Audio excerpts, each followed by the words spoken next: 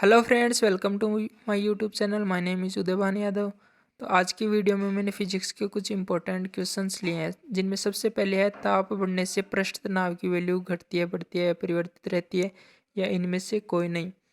तो पृष्ठ तनाव जो होता है वो किसी द्रव के पार्टिकल्स के मध्य लगने वाला जो बल होता है वो पृष्ठ तनाव होता है। जब हम ताप बढ़ाएंगे तो वो कम हो जाएगा, इसलिए ताप बढ़ने से पृष्ठ तनाव घटता है। बी आंसर होगा इसका।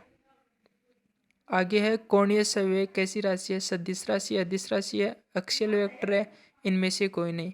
ये बहुत इंपॉर्टेंट है, बार बार पूछता है। तो कोणीय संवेग अक्षीय वेक्टर होता है, तो इसका आंसर होगा सी, अक्षीय सदिश होता है।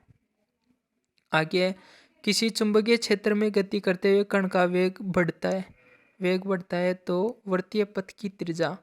तो चुंबकीय क्षेत्र में गति करने वाले कण की वृत्तीय पथ की त्रिज्या आर जो होती है वो होती है mv/qb। तो आर जो होता है वो वेग के समानुपाती होता है। तो वेग बढ़ा रहे हैं तो वृत्तीय पथ की त्रिज्या भी बढ़ जाएगी। आंसर ये होगा इसका। आगे है सरल आवर्त गति कर रहे कण की कुल ऊर्जा। सरल आवर्त गति कर रहे कण की कुल ऊर्जा E बराबर हाफ एम ओमेगा स्क्वायर ए स्क्वायर होता है। तो E समानुपाती ए स्क्वायर होता है, तो जो कुल ऊर्जा होगी वो आयाम पर डिपेंड करेगी। तो इसका आंसर ए होगा। आगे है प्रकाश की द्वैत प्रकृति प्रदर्शित होती है। इसके ऑप्शन बहुत अच्छे बनाए हैं। प्रकाश विद्युत प्रभाव में हमें पता है कि कण प्रकृति को प्रदर्शित करता है, विवर्तन उसकी तरंग प्रकृति को प्रदर्शित करता है। तो ये दोनों ऑप्शन डी में है, तो इसका आंसर डी होगा। जब किसी वस्तु की गति त्वरित होती है तो ऑब्वियस सी बात है, चाल बढ़ेगी, वेग बढ़ेगा।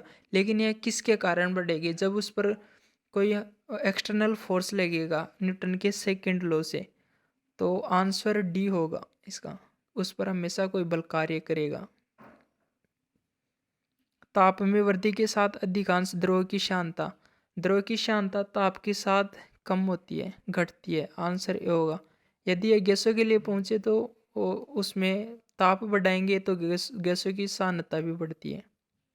आगे यदि एक ही पदार्थ की भिन्न भिन्न नाप की गोलियों को किसी शान माध्यम में गिरने दिया जाए तो शान प्रतिरोध समानुपाती होगा। तो शान प्रतिरोध होता है F बराबर 6 पाई नीटा आर वी टी। तो ये त्रिज्या के समानुपाती होता है, तो इसका आंसर होगा ए। आगे है औसत वेग व औसत चाल का अनुपात।